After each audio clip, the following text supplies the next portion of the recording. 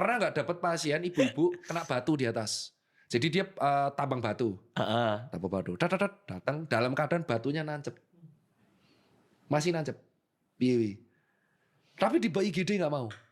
Oh itu pasti nggak bisa pakai hair tonic tuh. Iya, karena ada batunya.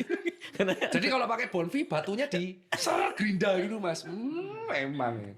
Itu ingat banget aku sama. Tunggu, bentar. Batu nancep di kepala. Batu, jadi dia itu masuk ke kepala. Iya, jadi di puskesmas di sekitar Jakal Puturi itu kan adalah lerengnya Merapi dan banyak petani tambang batu di sana. Gak tahu legal apa ilegal gak tahu. Dia datang dalam keadaan tuh batu nancep di sini. Batu masuk ke kepala dia dong. Nancep tuh artinya ada yang masuk ke kepala kita udah tahu nih urgent, harus dirujuk.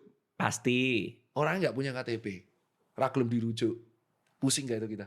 Kita tuh dilematis ini harus dirujuk. Dia nggak mau dirujuk. Keluarganya pun nggak tahu dia kerja di situ. Kondisinya apa? Dia jalan pusing. Kaki. Jalan kaki dengan darah. Iya, jalan itu hebat banget. Aku sampai sekarang masih bingung.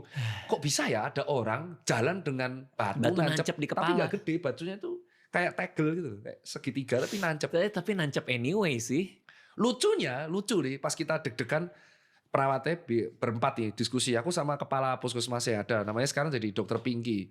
Ki piye dok? Ya dirujuk aja. Waduh. Ragelem nggak mau dirujuk intinya. Terus dia nggak mau pulang kalau nggak diangkat.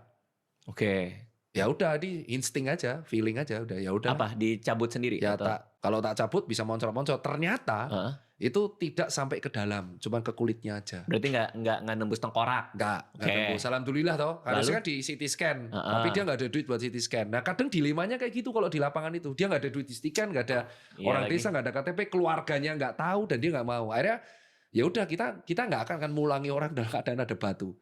Ya udah aku saat itu ngambil keputusan agak gila. Ya udah kita itu gambling dong. Gambling. Anda gambling kan? Gambling. Kalau misalkan gagal ya aku yang tanggung jawab.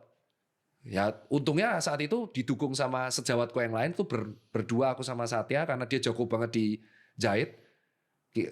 Angkat ternyata cuma sampai kulit dijahit. Terus kita pulang, dia pulang. Matur nuwun nggih, duitnya cuma 12.000.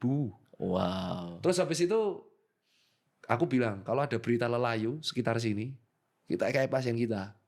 Lelayu tuh? Meninggal. Berita meninggal. Tiap hari aku jaga, kok gak ada berita meninggal ya? Hidup nih orangnya. Beneran lu. Hidup nih kayak orang. Emang apa risikonya kok bisa meninggal? Kan infeksi toh.